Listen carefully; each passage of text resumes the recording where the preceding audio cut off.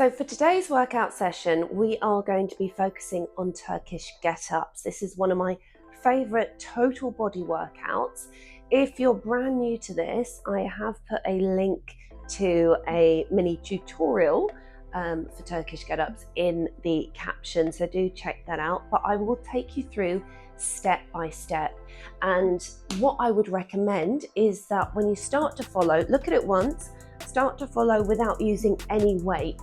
But I'm going to have my weight here so I can show you what that looks like. So we're going to start off same arm, same knee up in the air. So it's different stages involved here.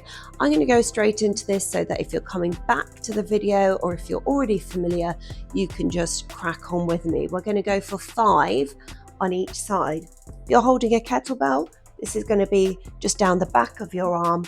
If you're holding a dumbbell, just hold it up as straight as you can. The idea is that we're going to rotate under this. So let's go. We're going to come up to our elbow, looking up underneath. And then from here, we're going to come up to our hand. We'll lift the hips. Now my heel is slightly off the floor, that's fine.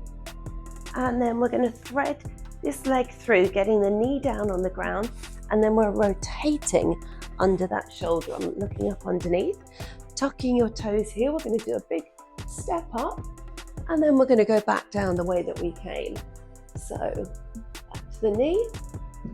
I pivot on that leg slightly to take my hand down, reaching up still, threading that leg through, back down to my hips, shoulder, all the way down. Okay, so let's do 2 more on this side and then we'll change it over.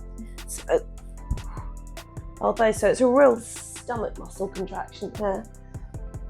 Up to the hand, lifting those hips up as high as you can.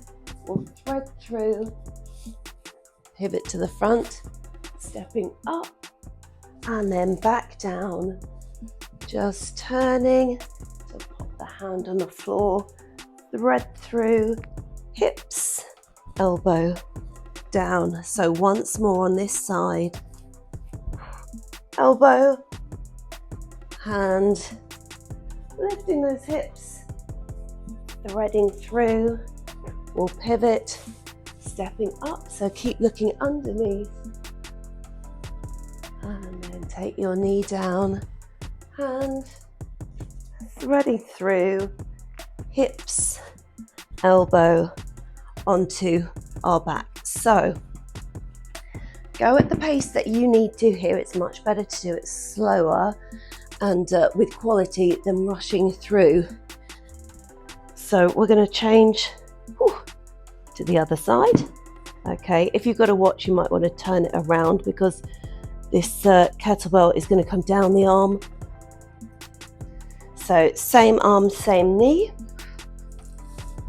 elbow, hand. Now lifting those hips, you want a straight line from arm to arm almost, and then thread that leg through, squaring off. Make sure you got your balance, stepping up, back down, hand, thread through, hips, elbow, and down, and again, elbow, hand, hips, knee, square off, stepping up, back to the knee, hand, thread through, hips, elbow, back down. Let's do 1 more.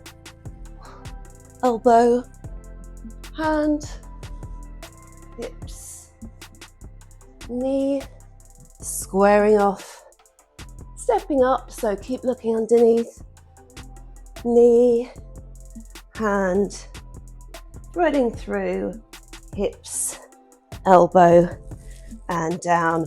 So do 2 more each side if you want to complete the 5 each side.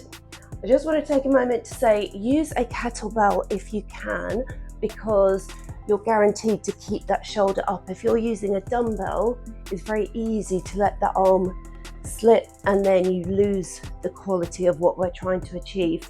It does make a big difference when you start going from just body weight to using a kettlebell.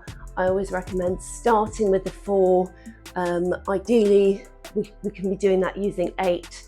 I don't really merit going too much higher because so much of it depends on shoulder stability. If you're not quite there with that just yet, it's not always going to be the safest option. So go up to higher weights if you feel really confident with your movement. Anyway, let me know how you found these, and I'm going to come back with some variations on these so we can just make it a little bit more challenging too.